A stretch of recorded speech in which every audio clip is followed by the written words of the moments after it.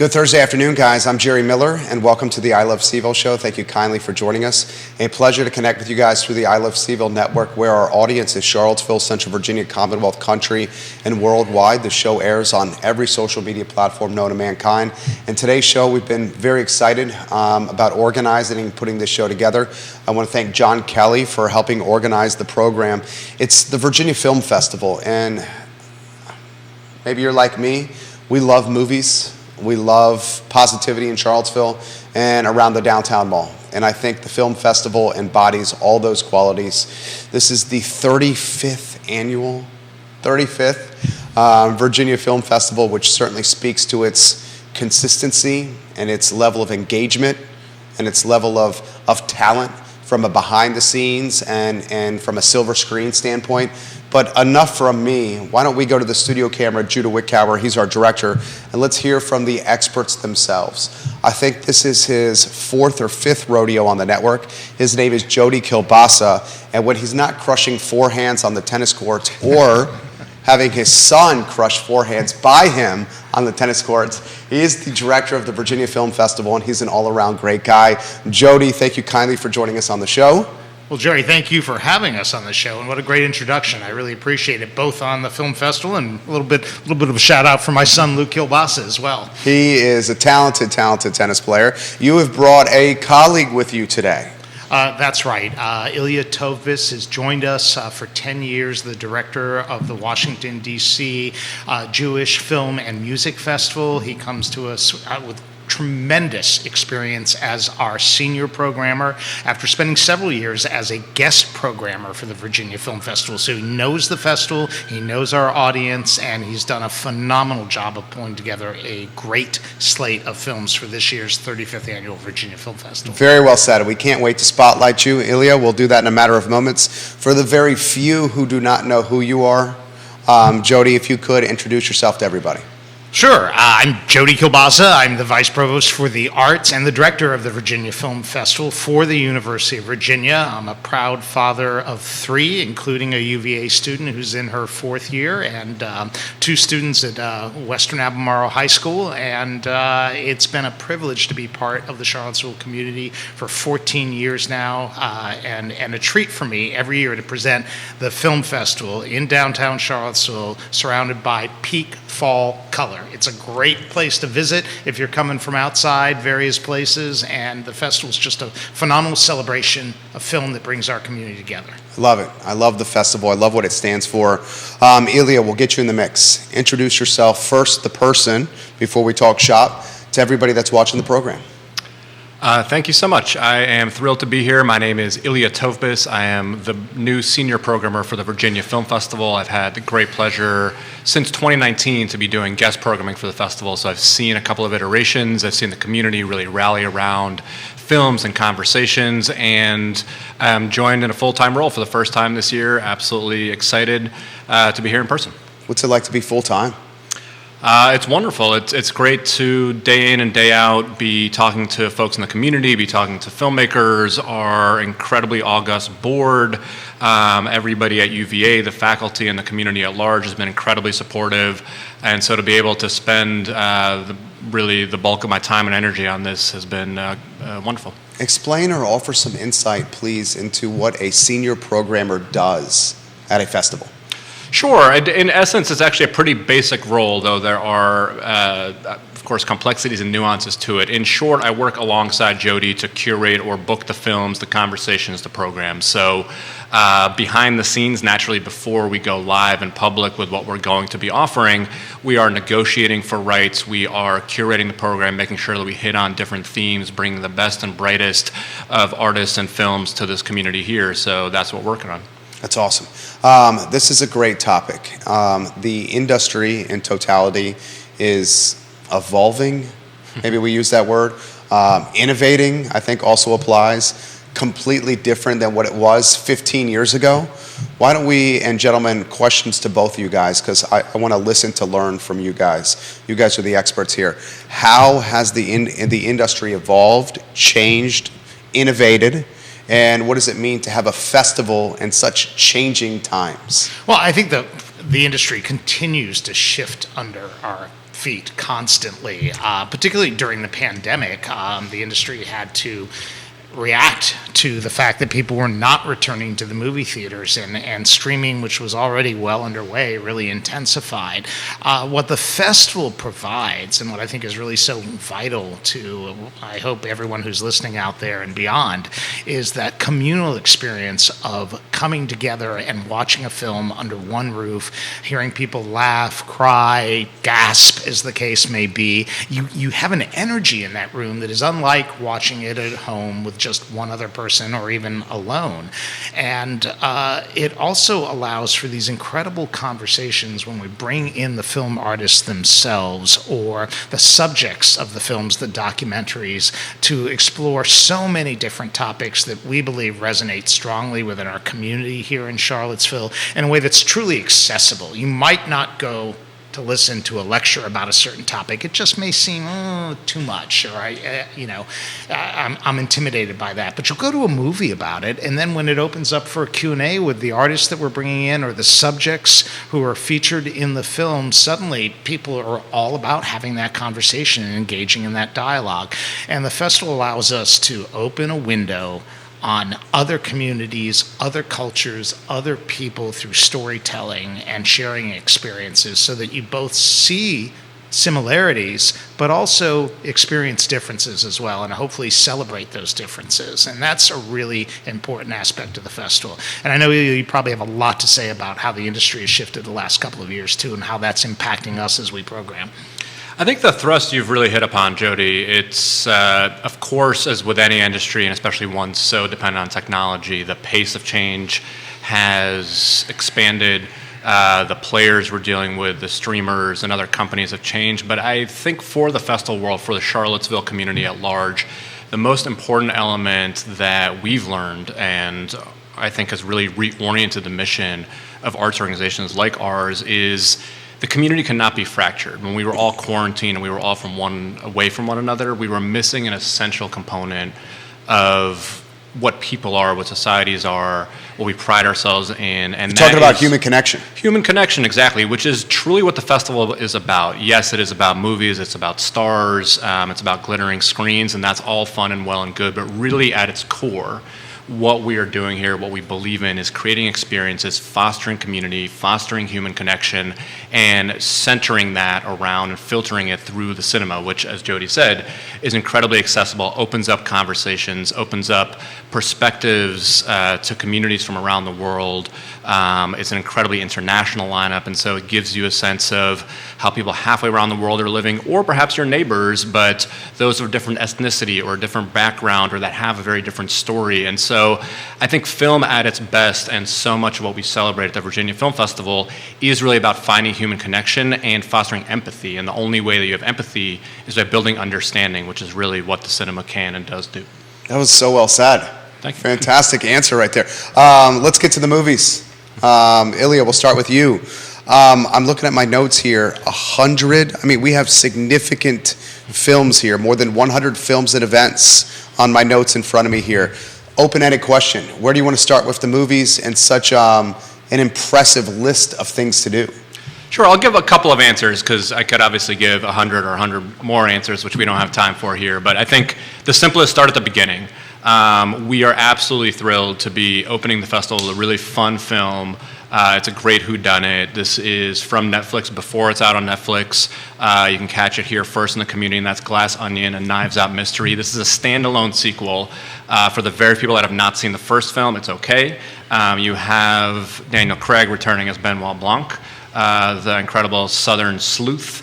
Otherwise, it is a different cast altogether. It is bigger and better than the first. I had a tremendous opportunity to see this in its world premiere at Toronto, and it had audiences laughing, and the twists were incredibly thrilling, unexpected. This should be a great fun night at the Paramount, and that kicks off the festival Wednesday, November the 2nd. And from there, we have just 99 plus more programs to go. I'll turn maybe to Jody for one or two, and I'm happy to return a few others. Please. I just wanted to add that the festival has an extraordinarily diverse program. International films, documentaries, high-profile Hollywood films that are going to be part of the award discussions for Golden Globes and Academy Awards and others in the coming year. But more than anything, we wanted to open up the festival with a truly fun film. And this is a classic whodunit. And, the festival is about learning. There's discovery. So that's really great. But sometimes it's just great to sit back in a movie theater and flat out be entertained. And so that's how we wanted to open it this year. Our community and the world has been through a lot. It's a great way to start the slate of films. And then, the rest of the festival, that's our opening night film. We have our celebratory gala after that. And then Thursday, on November 3rd, we really hit the ground running with an incredible slate of films starting in the early to mid-afternoon and going through late at night for the next 5 days. I think one of the highlights of the festival takes place on that very next night. That's a screening of Devotion. It's the story of Jesse L. Brown, a true story about the very first black naval pilot who fought in the Korean War. It's a beautiful story. It's a classic war epic film, and it stars Jonathan Majors. And Jonathan Majors is going to be on hand at the festival. We're honoring him with a Breakthrough Star Award at this year's Virginia Film Festival. And if you're not familiar with his work, he starred with the lead role in The Last Black Man in San Francisco a couple years ago. He's in the series Loki, is the timekeeper. He's in Lovecraft Country, and he's really about to explode onto the scene because he plays the opponent of Michael B. Jordan in Creed 3, and they're really going to go toe-to-toe and share the screen fully in this upcoming film in the spring, which is incredible. And he's also going to be a major part of the Marvel Cinematic Universe moving forward as Kang the Conqueror. So what's really great, he's going to be there, going to be receiving the award. There's going to be a Q&A afterwards as well for the audience to hear. And then the audience is going to be able to see this relatively young man's career just grow and grow and grow for many years to come. Offer some insight in how you vet the films. I mean, the Virginia Film Festival has so much pedigree and prestige. I would imagine a lot of people want to be in this. Mm-hmm. How do you choose? It's a great point. Between submissions and solicitations, films that are sent to us for consideration and films that we ask for to consider, it's nearly 1,400 films that would like to participate, and we certainly cannot take them all. Even some excellent selections that we simply couldn't make because we only have so many slots and so much ability, even as a large festival. So we're looking at several elements. The first, I think you mentioned, and that's the most critical, it has to be of a high artistic standard, a high level of narrative storytelling or documentary storytelling. It has to be visually compelling. It has to build empathy in audiences, build understanding. And then from there, it really links into some of the core aspects of who we feel we are, how our festival is relevant. So we have a series of themes and approaches for audiences to look into our program. When it's a dense program of over 100 films, I find this really useful, but we also use it as a curatorial rubric. So we have a Black Excellence series in the film Jody was just talking about. Devotion is a great example of one of the 11 films in the Black Excellence series, which celebrates African-American experience, African-American heroes, perspectives on African-American life that you may have not heard before or have not been on the large silver screen. We also have a North American indigeneity series. We have a Korean series. We have a spotlight this year on the cinema of Mexico. Brand new, inaugurated this year, is an environmental series. And these are not even the totality. The holistic list is too long. But we look to make sure that we have great representation, again, at a high artistic level for each of these. And really, we're looking for diversity. We're looking for new vision, new filmmakers, and then also to welcome back some master and award-winning filmmakers, which I'm sure we'll touch on later. But we have a good number of very well acknowledged and credentialed Oscar winners, Oscar nominees, and also international talent that has been awarded at festivals throughout the world. You know what? I was talking with my wife about the festival, and she immediately did some reconnaissance, as she always does with the show. And she brought up a television show on NBC, This Is Us, which she is a passionate viewer of. And my wife said, make sure you please ask your guests about This Is Us, and is it Chrissy Metz? Chrissy Metz in the house? Yes, Chrissy Metz will be on hand for Stay Awake, and that's a film by Jamie Sisley, who lives here in Charlottesville. He's moved back with his wife recently, and this film, Stay Awake, which stars Chrissy Metz, who plays a mother who's struggling with prescription drug addiction and has two sons, and how it impacts their family, was actually recognized with 2 awards at the Berlin Film Festival. It's made the International Film Festival circuit. It opened the San Francisco International Film Festival. And, Jamie, quite honestly shares with us that a lot of his passion for filmmaking started with the Virginia Film Festival, experiencing it as a young boy and then a young man. And he had another one of his films, this one a documentary, that premiered at the festival several years back. And now he returns with this film. And of course, Chrissy will be on hand for a conversation along with Jamie. And we are honoring former Governor Gerald L. Baliles, who passed away 3 years ago. But Governor Baliles was the founder 35 years ago of the Virginia Film Festival. And we're starting an award in his memory called the Gerald L. Baliles Founders Award. And Jamie will be the first recipient of this award, and that award goes to a filmmaker who has deep roots in the Commonwealth of Virginia or has made a film about Virginia, shot in Virginia. And in this case, Jamie, being a Virginia native and being inspired by the Virginia Film Festival, has very deep roots here and in this community. So we're going to be giving that award to Jamie, and then looking forward to a really, really great conversation with Chrissy Metz and the young man who plays her son, Wyatt Oliff, as well, along with Jamie, following the screening. We have questions coming in for you guys. This one's coming in from Jonathan, who's watching in Richmond, on the west side of Richmond. And this is a good question about the Q&A portion of the festivals. Jerry, I enjoy when you have the Virginia Film Festival team on your show each year. We love watching the movies, and one of the reasons we come is the movies, but what we really love is the question and answer sessions after the movies, because it gives us a look at the films that we just watched from a different vantage point. Can you ask the panel the importance of the Q&A events for the festival in totality, and if they coach up the candidates that are in the in-person events in any capacity, and if so, how? That's a great question. It is great. I think it is essential to us. It's no surprise that it takes a good deal of work to bring these folks in, a good deal of money, and so forth. And it's essential for us to not just leave the conversation on screen, but to extend it to the audience, to give the audience a chance to ask some questions.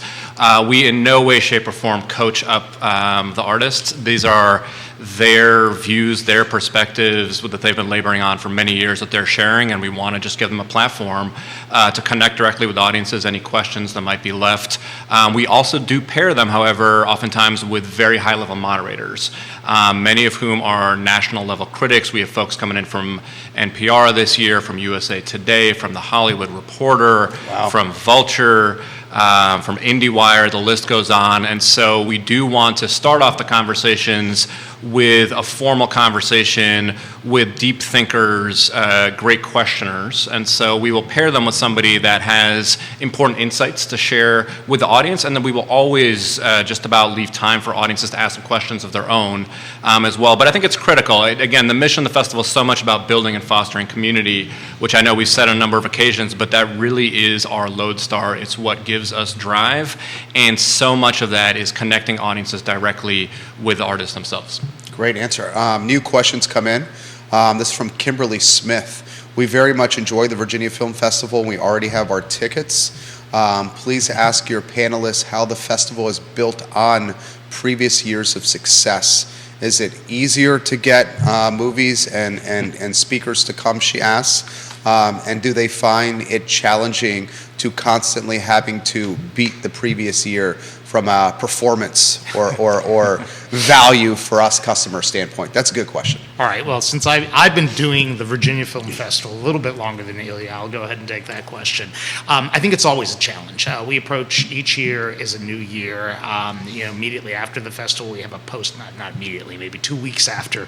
We need a little space after that, but a post-mortem on the festival. What did we do well? What maybe we didn't do so well? And, our hope is then to work to improve those areas that we can can improve upon. There are a lot of film festivals out there, and Hollywood's very competitive with their films. We've developed a great reputation. We'd like to think that we're, one of the largest and most important film festivals in the Mid-Atlantic. But there are a lot of festivals that are competing for this talent, and the talent that is out there is just like anybody else. They have real lives. Sometimes a cousin's getting married on the weekend and they're not available. They also have press junkets that they have to attend, at other festivals and in other parts of the country. And some of it is just frankly the luck of the draw. We choose our dates, and we go with those dates, and some films may debut 2 weeks before, and essentially they're out of the running for us because they're already out and been released nationally, and the press appearances for that talent have ended at that point. So it's always almost starting from scratch, even though we develop relationships in the industry. And what we're trying to do is to craft a program and select artists that are very current with the films specific to our program and invite them in, and also to take a look at topics that we think are important nationally that really will resonate here. So, we think we do a pretty good job, but a lot of it is entirely out of our control, and it's luck of the draw. And, honestly, it's a little bit like baseball, except that our average is not nearly as good as the top baseball players. If we shared the number of invitations that we send out and the number of declines, we'd be well below the Mendoza line, without question. But we keep working at it, and we keep inviting until we come to the program that we do. The first analogy to the Mendoza line in the history of the I Love CVille Network, I believe that was for John Kelly. Is yes. that a 200 batting average? The Mendoza line, it is John Kelly? Yeah. I think it's lower, actually. It's an infielder that was just trying to crack 200, I believe, to keep his job in the major leagues. All right, so this is another great question here. So this is from Jennifer Carini. This may be up Ilya's alley. She says, my son, who's in college, is a diehard movie fan. We're not just talking about someone who watches Netflix and Prime or goes to the movie theaters. We're talking about someone that is studying this in college and legitimately is writing essays on his free time, breaking down movies like Goodfellas. Please ask the programmer, Ilya here, his name is Ilya, please ask Ilya what it would take for my son to follow in similar footsteps as him. It's a great question. I think he's off to a great start. There's no single path. I've obviously have a lot of colleagues at different festivals and curators at museums and universities and so forth. I think, and this is an honest and truthful answer, there's no guarantee, but I think doing what he's doing, which is being involved, being thoughtful, jumping in with both feet, I think attending festivals, watching films, writing, taking every opportunity possible. It is, as we've talked about at the beginning of the show, changing industry, and so staying up with the times, staying up with what's current and relevant. But I'm a big believer, as Jody was just saying, sometimes you don't bat high, but if you keep on going at bat, if you keep on trying, if you have passion, which clearly your son does for the industry, I think he will break in and he will make it. I think that's a metaphor for life. Exactly. Showing up every day, right? Exactly. And being consistent and doing the work. Exactly. All right, gentlemen, let's go open-ended here. What else excites you about the film festival? Well, I think growing the festival back to where it was perhaps pre-pandemic is something that I'm really devoted to and passionate about. And I think that, that really sets the table for all of the arts here in Charlottesville. I mean, it's been a tough time for our community with the pandemic, for kids in school, for families, for everybody. And the arts, along with that, has suffered. It's been difficult to bring audiences back. We came back last year and had a 100% commitment to be back in person, and we found ourselves in the testing business, to be on the stage, to talk. We had to test them before. If they tested positive, they would not go on the stage. We're fortunate that nobody tested positive, but we were not quite back 100%. We toned the festival down. We screened fewer films than we normally do. We have less venues. We had about 8,300 in attendance, and pre-pandemic we were about 25,000 in attendance. And it looks like we're trending now to be back to about 15,000, 16,000, so maybe close to double what last year's was. That's great. And that's great. That's a step forward. I hope this starts to help all the arts, live arts, the Charlottesville Symphony at the University of Virginia, the museums, all of the productions and performances that we do in this community are so vital to the fabric of who we are as a community, to our kids' education. So, I hope people will turn out to support the Virginia Film Festival by going to the movies, and that's a step forward for everyone in our community. You guys have like this very critically important responsibility because our son is 4.5. And his time on this planet, a lot of it was in COVID. So he's been to one movie in person. And when he went to that one movie in person, he loved it. It was a completely different level of excitement and engagement for him. He's on the edge of his seat. You know, he was watching from start to finish. He wasn't distracted from toys that were around him. It was a different experience for him. And I guess where I'm going with this, with the festival, especially a festival of your prestige, you guys are showcasing to, it sounds like 15 or 16,000 people, what movies, when enjoyed in person, in a theater, is all about. I guess that's value proposition. Do you feel that responsibility, especially as this industry is transforming, changing, many to streaming? Your thoughts? Yeah, I don't think it weighs heavily. To me, this is really the fuel that excites me to come to work. I think excites so many of our colleagues too behind the scenes at the festival is cinema captures magic, right? You're able to do things on screen that you cannot do in life. You're able to see again halfway around the world. You're able to see visions, whether it's sci-fi or something more realistic.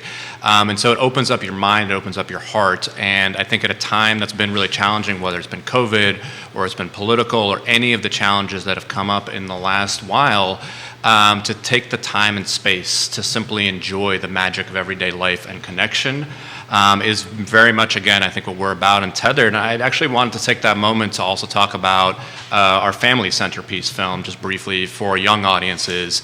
One of the films that I'm most excited about, My Father's Dragon, we are presenting based on the incredible children's novel by Ruth Stiles Gannett. And we are going to have an incredible discussion with the film. This is a fully animated feature, also from Netflix, again, not yet available on the streamer. It is meant to be seen and really ought to be seen on the big screen. We put it on the biggest possible at the Paramount on Saturday morning at 10 a.m. And we're going to have the producer, Julie Lynn, who's also a board member and a UVA alum. We're going to have the screenwriter, Meg LaFave, and if you haven't heard her name, you've probably heard some of her credits. She was Oscar nominated for Inside Out. She's currently working on Inside Out 2. She's going to be here. Zach Severs, the sound designer and also the director, also Oscar nominated Nara Twomey is going to be there. We're going to take questions from kids at that screening. So exactly what you're talking about, that magic of the cinema, experiencing it in person, experiencing it with others. Highly recommend the families check that one out. This is a hilarious comment here. Katie Kraling, who's watching in Short Pump, says, your first guest had me at Michael B. Jordan, which I love that comment right there. She also talks about the opportunities, and you just touched on this, the opportunities for families. They want to come up as a family of 4 for an evening from the festival. And if you guys could offer some insight to when that could be the best time for them. For a young family of 4? So if you could offer some more insight into the age of your children, that would be great. Why don't we take it from young family of 4 and then maybe some older kids? Yeah. I'll start with a little bit older, and then maybe we can return to the younger one, which is probably My Father's Dragon. On Thursday night of the festival, we are playing a really fun film that I think you would not know offhand also has probably the best soundtrack. This is a film called Goodnight Oppie, which is all about the true story of 2 Mars rovers who were meant to be up on Mars. They were the first rovers of their kind to be put up into space. They were meant to be up there for 90 days. And by a series of real-life miracles that no one expected, 15 years later, they were still operating. And it is a story of science, but it's also a story of collaborations from engineers of all colors, backgrounds, races, experiences, hundreds and hundreds of people, generations of scientists working together to put these magical beings up into space. And it is, I think, an incredibly feel-good story. Again, has a soundtrack that I won't ruin, but is just, incredible. You're going to feel uplifted by watching this movie. I think you're going to be a little lighter on your feet walking out. And again, I would go back to My Father's Dragon is really the focus for a younger family to share a great experience. As Ilya mentioned, it's going to be screened in the Paramount Saturday morning. We think it's a great time to bring the family down and see this, beautiful adaptation of a beloved children's classic by Ruth Stiles Gannett, and to see it in beautiful color and animated film, just a great experience. And for years, we screened on Saturday mornings as part of our Family Day experience, a family-friendly film, and in many cases, just as you shared, it was often younger children's very first experience in a movie theater with their parents, and it was kind of a great, gentle opportunity, because there were a lot of other parents there that had young children, and nobody was feeling ill at ease if their son got up or their daughter got up and wandered down the aisles for a moment, or they needed to walk out of the theater. It was all very supportive, and I think that that's something that we're trying to bring back as well, and we'll continue to expand moving forward. Got a question specific for Ilya. This is a follow-up from Lynchburg. Sure.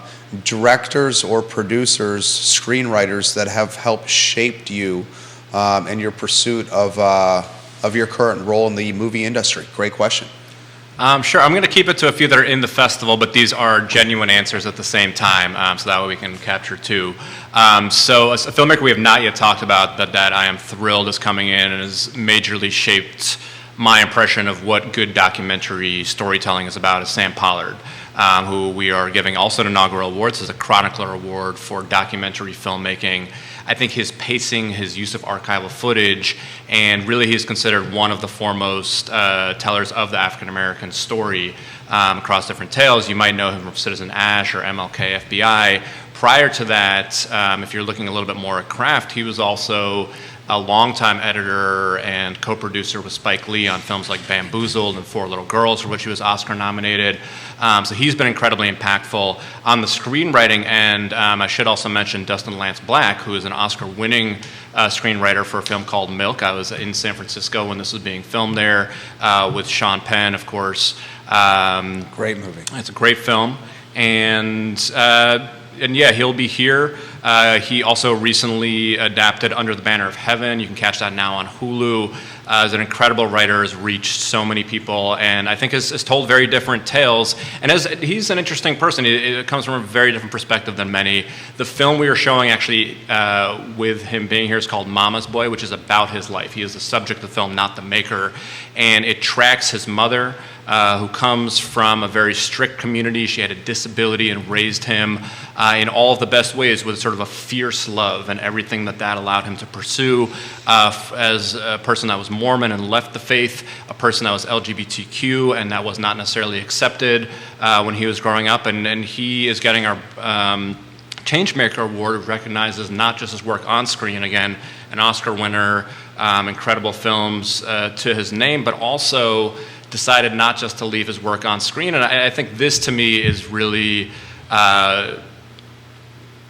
we were talking about what influences my work, and I always look up to people who do not allow themselves to be framed in. So not only is he a screenwriter and an incredible storyteller, but he's also a genuine changemaker for the LGBTQ plus AI community, was one of the main proponents to take down Proposition 8 in California. And so he said it's not enough, and his mother was actually very influential in this. You'll see this in the film Mama's Boy. It's not enough just to talk about it on screen, but you have to enact change in the real world if and when you have this power. And so the day after he won his Oscar, his mom was sitting with him in their living room, said, "What are you going to do next?" He said, "Oh, I don't know. I'm going to take a little bit of time and figure it out." She said, "No, you made a promise that you're going to make a real change. You need to go out there and fight this legislation." And so right then, the day after he won his Oscar, he went and made real change for people. Fantastic, fantastic, gentlemen. A couple more questions for you. This is coming from Crozet. Daniel, thank you for watching the show. I believe you're in Old Trail in Crozet. He says, Jerry, thank you for putting this on our radar again. We've enjoyed the film festival in years past, but it escaped us this year. Can you ask the panelists of buying tickets, and can you also ask the panelists what would be the best date night opportunity for my wife and I? Ooh, wow.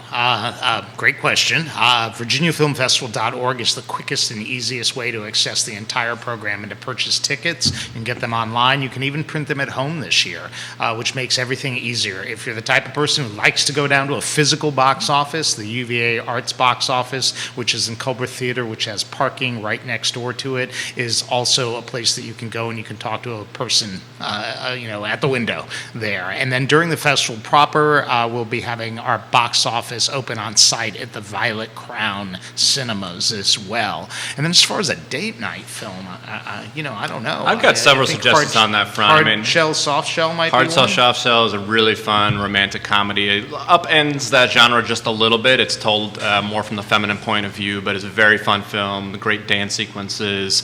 Will put a smile on your face. Lady Chatterley's Lover is another great one. A classic tale, again, retold with a very different spin than it had been before. Brand new adaptation there.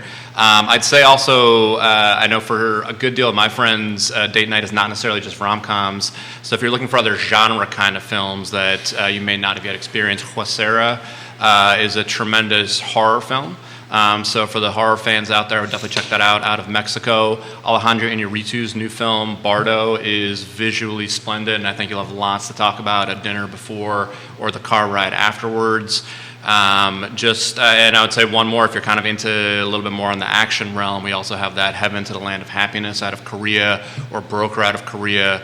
So a lot of great options for you. And Empire of Light as well, which is our closing night film by Sam Mendes, who, of course, did American Beauty and so many other great films as a sort of a love letter to cinema, and I think also a real contender there. Absolutely. I love the Virginia Film Festival. We have in our notes, which are extremely organized and detailed.